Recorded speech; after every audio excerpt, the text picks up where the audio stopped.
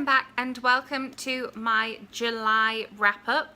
I am sorry that this video is coming up a little bit late, but I was in the midst of booktubeathon videos and challenges and reading last month, and also the end of July fell into booktubeathon, so I had to wait until I was kind of done with booktubeathon reads until I knew which I'd read in July and August, etc.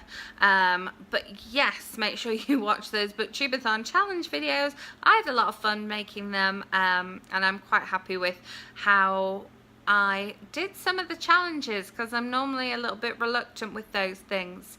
Anyway, I said at the beginning of this month that I wanted to make it more of a physical book month than a Kindle book month, because I just wasn't feeling my Kindle, which I did. I succeeded. I read 2 books on my Kindle. The first one was Watching You by Lisa Jewell, which came out this month, and I loved it, and I've reviewed it, so I'll leave a link to that review down below. The other book that I read on my Kindle was one that I pre-ordered and came out on the 5th of July in the UK and has just come out in paperback in the UK.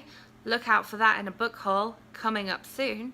And that is One in a Million by Lindsay Kelk. Again, I've reviewed this on my blog, so I'll leave a link to that down below so that you can read a little bit more of my thoughts on that one. And those are the only ebooks I read this month, because yeah, I don't know, I'm just not feeling the Kindle at the minute. I think I need like the weight of a book in my hand. Obviously, you know me and audiobooks. Of course there's going to be a ton of audiobooks here as well, but then we know that, you know, I'm out and about and stuff, so I listen to audiobooks in the car all the time. I listen to audiobooks in the gym. I listen to audiobooks while I'm cleaning and cooking and tidying and sorting. So yeah, so let's go with the physical books. These are in no particular order. If I have reviewed these on my blog, then I will leave a link down below, and there are a couple of these that I'm probably going to talk to you a little bit more detail about in videos to come, because I've got some thoughts on some of them.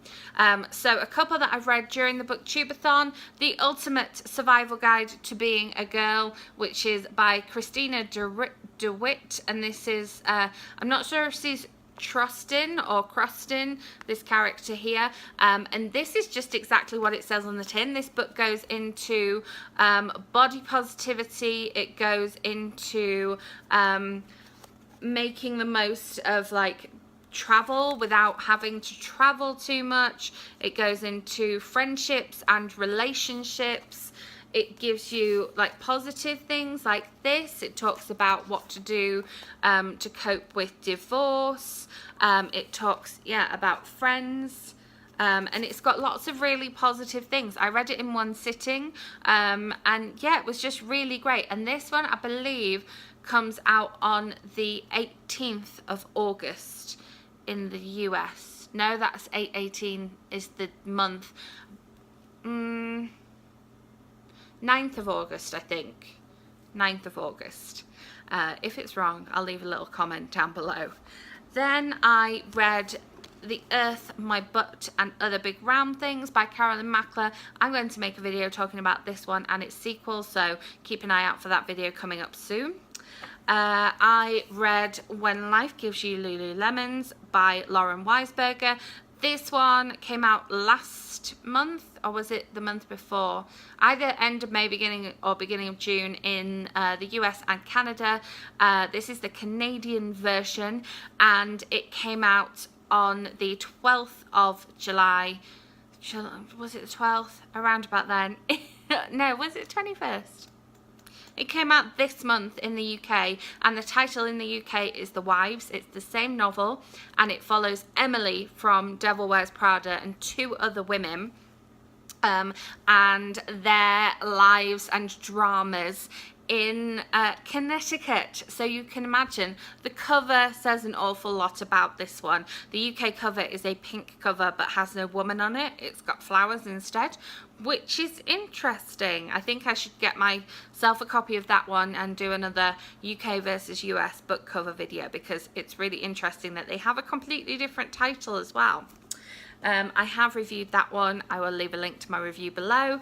Then I read When the Curtain Falls by Carrie Hope Fletcher. This is a proof copy, but this one came out in hardback on the 26th of July. Was it the 26th of July? Oh, I'm really bad at dates today. I just can't remember them. I had them all before I started filming the video. Anyway, I reviewed this one, I believe, on publication day, so I will leave a link to that review down below so you can read a few more of my thoughts. But this one is basically a 1952 production and a 2018 production of When the Curtain Falls running, and we flip back and forth between the two stories, and sometimes they run side by side, and there are some ghosts in this, and there is some love stories in this, and yeah, I really enjoyed it. It was quite a quick read, but I definitely enjoyed this one. I enjoyed it more than her last one, and just as much as her first one. So that's a quick summary of thoughts. Then I read Sex and the City and Us, which is a non-fiction book. I'm sorry, it's a super shiny library book. This is a non-fiction book and covers everything to do with Sex and the City and the impact it had on like culture and society. It covers it sort of season by season. It goes into the fashion, it goes into the actors, it goes into the writers. I found it really interesting learning all about the writers and also the impact that it had on like HBO as a network as well.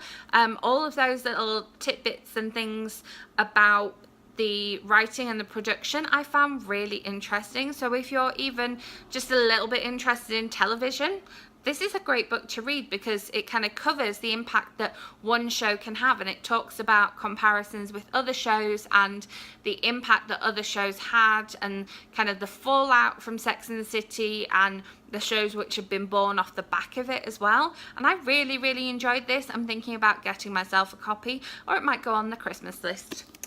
Then I read Hope Nation, which is a collection of some of them are short stories, some of them are essays, some have a mixture of like essays and poetries. It's a variety of different things, but it's like short little tidbits. Let me give you an example of how long they are. So for example, the Nicola Yoon section is 6 pages long, whereas the Marie Lu is 7 pages long. The Ali Condi section is a little bit longer, and this was one that I kind of like hopped in and out of throughout the month. I'd been meaning to read it for a while, so I'm glad that I finally did. And yeah, it gives hope and it gives positivity, which, you know, if you need that, definitely recommend this one. And it's all by YA authors that you've heard of, like David Levithan, Nick Stone, Angie Thomas. The Angie Thomas one really kind of struck a note with me as well. So that's that one. Then I picked this one up on a whim in the library because I was like, oh, this is a cute little book. So it's just called Period, and it's 12 Voices Tell the Bloody Truth. So it's, again, a collection of essays, some of them factual and some of them personal, about periods and about periods around the world. And each one begins with these like cells, and it's just, yeah, lots of different short stories. And again, I kind of picked this up and read it a couple of stories at a time. I was reading that one and the other one alongside watching some of the football at the beginning of the month. Was that really still this month? Crazy. But yeah, again, this is YA and non-fiction, and I enjoyed it. I like to balance in a nice little bit of non-fiction. Then I read While I Was Sleeping by Danny Atkins, which comes out in the UK on the 23rd of August. There we go, a date that I know. Yeah, this comes out in the UK on the 23rd of August. It's amazing. It's, you know, just to kind of, it's really hard to talk about without giving spoilers. I don't remember what happened or what has changed. I can still hear your voices, but you can't hear me. I was about to be married and had everything to look forward to. Now I have to find a way back to you, to our family, to us. This book broke my heart. It just broke me. I did noisy sobs at one point in this book, and we're not talking the end of the book, we're talking like 120 pages into the book, but at the same time, you have to read it. It's just so good. It's just keeps you turning the pages. I mean, it is a chunky book. It's like 540 pages or something, and I read it in basically one sitting. I couldn't put it down. Danny Atkins puts her characters through hell. She puts her readers through hell, but she has an amazing sense of like storytelling and family loyalty and friendship loyalty, and these characters, even though I'm putting them through hell, they're strong, and they're strong for the reader, and they're strong for themselves, and they're strong for the other characters in the book. And it was just so good. August, that one comes out.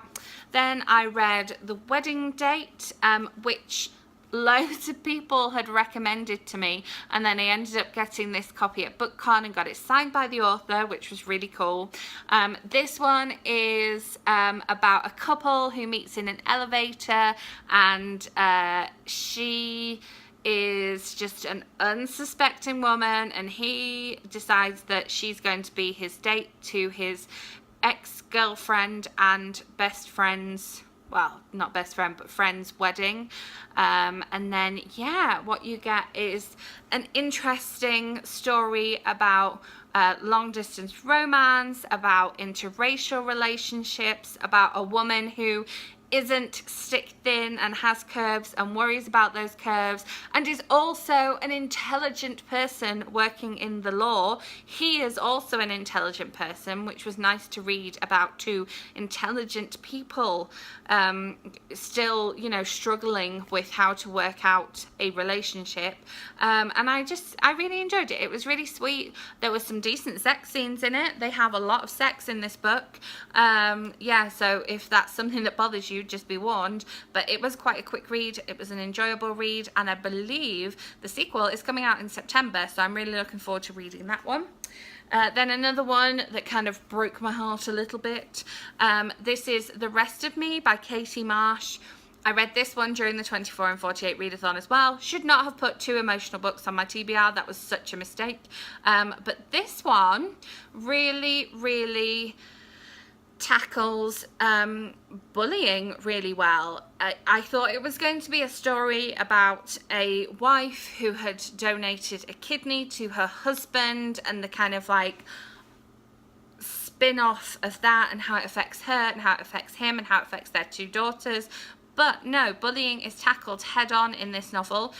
Bullying in school, bullying in the workplace, how bullying even a long time ago can still affect you today, how it feels to talk about bullying with other people, and why talking about bullying with other people is so important. I didn't realise that this book was so centered on bullying, but yeah, and this book has made me want to like have more open communication with just everyone in my life. Like, I don't want to not talk about things. I want to talk about things with people and tell them how I'm feeling and tell them what's going on with me and hear what's going on with them as well. So yeah, this is a beautiful book. This book came out on the 26th of July in paperback in the UK. And is already out in ebook and audiobook as well. Then I read, well, let me tell you about the, gonna stray into slight audiobook here, because I read Why Mummy Swears, which came out on the 12th of July in the UK, and this is the finished cover here. But I also listened to Why Mummy Drinks on audiobook, so I read the two of them basically back to back. As soon as I'd finished Why Mummy Drinks on audiobook, I picked up Why Mummy Swears, and these books are just hilarious. I highly recommend the both of them. They are really funny, really honest. If you are a parent or no parents, you will definitely recognize things in these books, and also it had things in there to do with like sexism in the workplace, and how mothers are treated differently when they go back to work, and how mothers are treated differently when they're the stay-at-home mum or the part-time parent, and I think that that is really important to talk about. A lot of people don't talk about that. It doesn't come up enough. And the fact that, you know, this mum in one of the books, she works one day less than her husband, but he expects her to do all the cooking and the cleaning and the pickups and the things, even though she only works one day less and then does all that on top of that. And, you know, it's important to talk about those things. And also, yeah, it made me laugh out loud so many times. And there's a lot of drunken antics in both of them, even though that's why Mummy drinks and this is why Mummy swears. There's a lot of swearing and drinking in both of them. And it was just really fun. Even though I don't have kids, I could totally appreciate that. And then the sequel to one that I talked about earlier, I should have had these in order, clearly. I literally just finished this one last night. And that is The Universe is Expanding and So Am I by Carolyn Mackler, which is the sequel to The Earth, My Butt and Other Big Round Things. And I'm going to make a video talking about both of these, so you can just keep your eye out for that one. Oh, my book's beside me. I'm starting to tumble now. Nope, it doesn't want to go there. Does not want to go there. So moving on to audiobooks. Sorry, I just realised I've scratched the table by pulling one of my books across. Don't know what was on here that scratched it. Oh well. Again, another one that I literally just finished, and that is One Day by David Nichols. I am going to be making a book versus movie video talking about this one, so watch out for that one soon. I read that as part of the booktubeathon for the Read a Book, Watch a Movie challenge. I listened to Campaign Widows by Amy Agresti. I didn't love this one as much as I thought it would. It's a beautiful, beautiful book. I mean, we've got the stars on there. We've got this like double cover thing going on, like you would have a dust jacket on a hardback. You know, it's a beautiful book, and it was interesting hearing about the way one particular campaign affected different people in different ways, and hear about it from the woman's perspective, but also the other partner's perspective. So the male partners of males running and the male partners of females running as well. But yeah, it just didn't grab me, and I found, because I listened to it on audiobook, I did find my attention wandering a little bit, just because it obviously wasn't keeping me engaged. I don't know. I listened to all of it and I enjoyed it, and some bits made me laugh, and yeah, again, it tackles the role of the mother and the role of the mother and how she's viewed in society, which is a good thing. There was like a theme across a lot of the books that I read this month. Then I listened to Educated by Tara Westover. I think I'm going to make a video talking about some of the audiobooks that I've read recently or listened to recently, so I'm going to be talking about that one in there. Then I listened to Stay Sweet by Siobhan Vivian. This one I'd had out on a physical book and kind of renewed it a few times, and then I ended up listening to the audiobook, which I borrowed a couple of months ago, and it had to go back, blah blah. So this one has a historical aspect to it as well as a present day aspect. So somebody starts this ice cream van stand business during the sort of towards the end of the war, so whenever the US got involved in the war, and they had a sweetheart at the time, and then we sort of skipped to present day, and our main character is kind of discovering these historical facts about the van. There's a bit of romance in there, there's a bit of ice cream in there. It wasn't anything spectacular, but I did enjoy it. Again, sometimes I found myself wandering a little bit, like I said with the last one. Yeah, it hasn't kind of stuck in my mind as a memorable one, but I enjoyed it. It was like a 4-star rather than a 5-star read, but yeah, I think if you're looking for something sweet and summery, then it's definitely something that you could listen to or read as a physical book as well. It's quite, some of the letters come across well in the physical book because they're actually written as letters. Then a couple that I don't have to show you, which is why I have my computer over here. I listened to Dear Martin by Nick Stone, which I thought was absolutely amazing and just crushingly depressing all at the same time. I kind of came off of finishing listening to it, and I was really glad that I was going to a volunteer session at the library so I could be around, you know, children and hopeful people and lots of nice books. Yeah, I really recommend it, even though I said it was, you know, horribly depressing. At the same time, I thought it was a really good read, and I thought that it was a really honest read as well, and I am looking forward to whatever kind of Nick Stone puts out in the future, because that was my first Nick Stone book, so I'm looking forward to what comes next.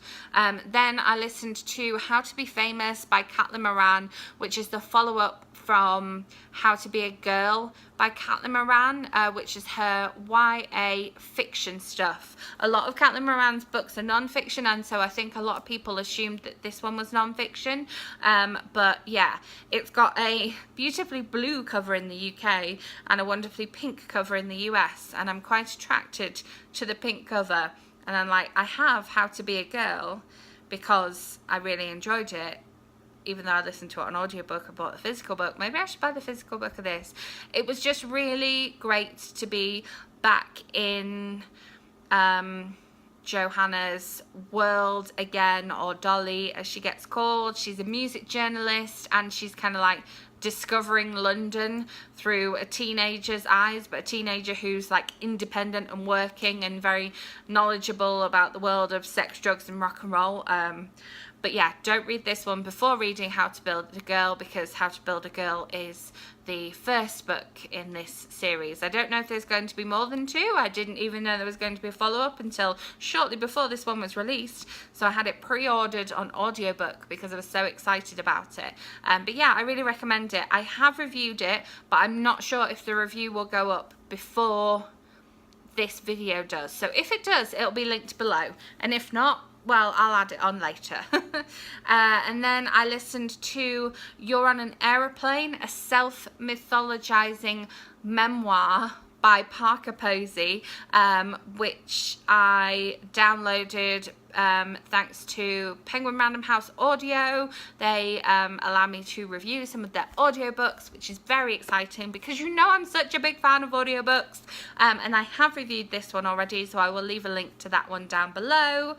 And then two more. It's been a good reading month, and it's been like I've enjoyed everything reading month as well. And then yeah, The Secrets of Primrose Square by Claudia Carroll. This came out in the UK on the 26th of July. However, I have listened to the last 3 or 4 of Claudia Carroll's novels on audiobook, and the narrator that does her novels on audiobook is really fantastic. I have reviewed this one, so I will leave a link to it below. But yeah, if you're looking for a good Claudia Carroll novel, I really recommend the audiobooks because the narrator is really super. Not so great as doing an American accent, and there is an American in this one. Sometimes lapses into this accent's just making me laugh now, so I couldn't pay attention to what he was saying. However, yeah, the narrator is really good, and obviously she's an Irish writer. Most of her books are set in Ireland, so if that's the kind of thing you're looking for, definitely recommend that one. Just looking at how the time is. And finally, I listened to My Lady Jane by Cynthia Hand, Brodie Ashton and Jodie Meadows. I made a video about the launch, well, not the launch, but the celebration of My Plain Jane at Tattered Cover. So I recommend watching that one. I'll leave it linked up here because these women are so funny, and they made me want to instantly go away and listen to the audiobook of this one. I picked up the physical book as well because I just wanted to have a little flick through some of it. It's a very well worn library book. It's obviously been checked out quite a bit, and it's got the deckled edges just like My Plain Jane has. My Plain Jane was on my July TBR, but I'm going to be buddy reading it with somebody and they haven't got their copy yet, so I'm just waiting for them. You'll see it feature on the August TBR. But aside from My Plain Jane, I read everything else that was on my written July TBR list. I had that little bonus section where I had library books at the end of my July TBR. So aside from the library books that I mentioned, some of which will pop up in my August TBR, I have read everything that I wanted to in the month of July. The fact that I didn't get to My Plain Jane isn't a problem. I know I'm going to get to it next month. I'm doing a different buddy read this month anyway, so it's great that I'm waiting until next month for that. And yeah, I'm so sorry this was so long, but I've read a lot of books and I really enjoyed the books that I read, and so I wanted to tell you about them. So thank you if you've made it this far. Definitely leave me a comment just to tell me that you've made it this far. I should have put a disclaimer at the beginning saying that you would need a cup of coffee for this one. Maybe I'll like nip in and add it on. But yeah, thank you so much for watching. If you enjoyed this video, give it a thumbs up. Make sure you're subscribed so that my August TBR, which I have alluded to quite a lot in this video, lands straight in your subscription feed. If you haven't checked out my booktubeathon videos yet, definitely go and check those out. I'm sure they've been linked throughout the video because I had a lot of fun making them. Let me know what your favourite book was that you read in July, and I will see you with my August TBR. Bye!